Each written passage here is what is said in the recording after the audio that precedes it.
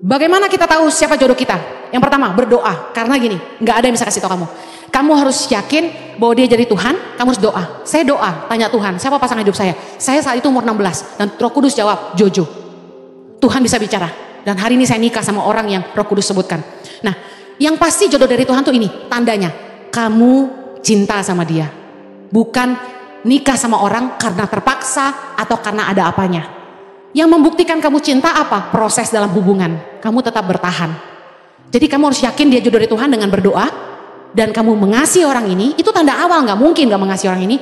Lalu ngelewati semua proses, kamu tetap setia. Yang kedua, saya cinta tapi gak seiman. Bagaimana? Firman Tuhan bilang, janganlah. Dengar dulu nih, janganlah.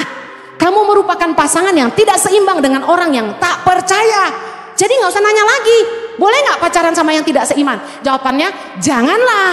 Kenapa? Yang pertama, karena sulit bersatu. Beda nilai, beda prinsip, beda pandangan, beda pegangan. Sebab persamaan apakah terdapat antara kebenaran dan kedurhakaan?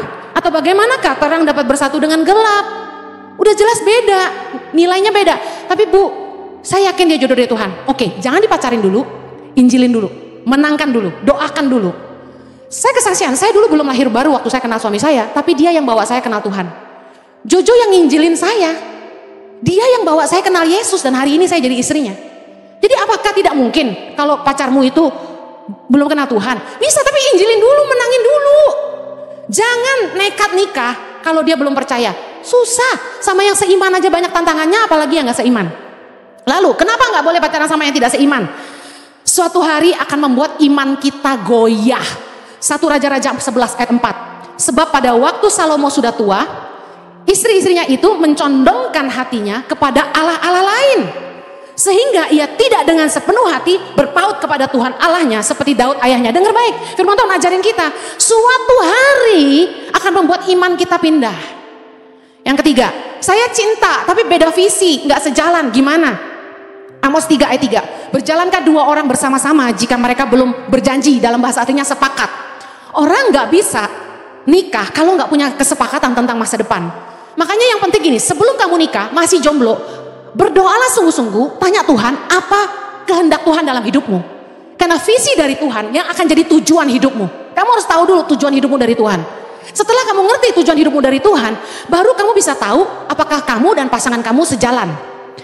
Markus 3 ayat 25 bilang ini, dan jika suatu rumah tangga terpecah-pecah, tidak sevisi, rumah tangga itu tidak dapat bertahan.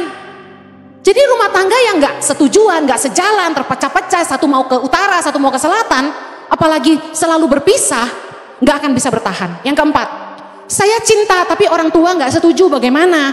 Ulangan 5 ayat 16. Hormatilah ayahmu dan ibumu seperti yang diperintahkan kepadamu oleh Tuhan Allahmu, supaya lanjut umurmu dan baik keadaanmu di tanah yang diberikan Tuhan Allah kepadamu. Dalam ketaatan pada orang tua ada berkat Tuhan, katakan amin.